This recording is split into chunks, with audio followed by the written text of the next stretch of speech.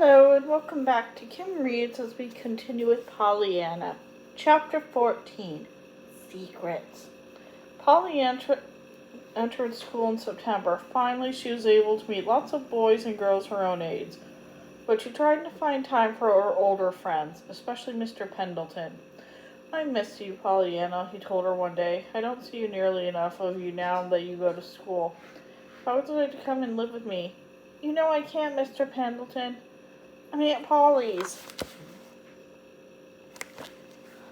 His face became very sad, and he spoke gently. "Many years ago, Pollyanna, I loved someone very much. I wanted her to bring her to this house and start a family. It didn't happen. I've been all alone ever since. This house has never really been a home. Only a woman's hand and heart or a child's presence can make it a home. That's why I wanted you to live here." "Oh, Mr. Pendleton, do you mean that you wish you had that woman's hand and heart all the time?" Pollyanna whispered. "Well, yes, Pollyanna." "It's all settled then," chirped the little girl. "I'm so glad. You'll take us both. If you just tell Aunt Polly everything you told me, I'm sure she'll want to come here." "You want your Aunt Polly to come live here?" "Well, we can all live at her house, if that's what you like that better," Pollyanna began. Mr. Pendleton moaned. "Pollyanna, I beg you, please don't tell your aunt anything we've talked about." "Of course, Mr. Pendleton. I know you want to tell yourself." Pollyanna explained to Dr. Chilton on the way home that she hadn't meant to upset Mr. Pendleton. "Anyway, it was Aunt Polly, not me, that upset him," she stated. "What do you mean?" "He told me not to say anything to her, and I guess he wants her to tell himself, like sweethearts do." "Sweethearts?" The doctor stopped the carriage with a jerk.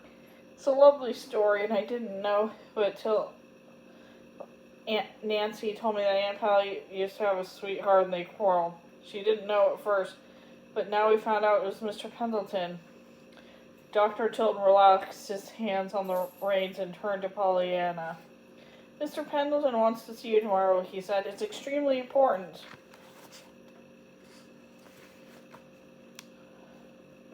John Pendleton was very nervous when Pollyanna arrived the next day. "I've been trying to figure out what you meant by wanting your aunt's hand and heart," he told her. "Why, because you were sweethearts once, and I was told you still felt that way about Aunt Polly." "Miss Polly and I? Sweethearts?" "Do you mean it isn't true?" asked the child. There was deep disappointment in her voice.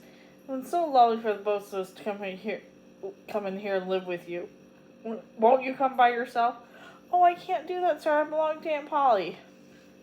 John Pendleton stared at her. "Before you were hers, Pollyanna, you were your mother's, and it was your mother's hand and heart that I wanted for so long." "My mother's?" Pollyanna could not believe her ears. "I loved your mother, but she didn't love me, and after a while she went away with your father." My whole world just fell apart. Pollyanna's eyes filled with tears as she listened. "When you came into my life with your cheer, your gladness, at first I never wanted to see you again because you reminded me of your mother, but now I see you all the time." "But I just can't leave Aunt Polly," she protested. "What about me, Pollyanna? It's only since I met you that I've been glad to live. If you were my own little girl, I would be glad all the time, and we could play your game together." His voice stopped now, and he looked sadly out the window. "But Aunt Polly's been so good to me. She's glad to have me." "Glad?" he answered. "Your aunt doesn't know how to be glad.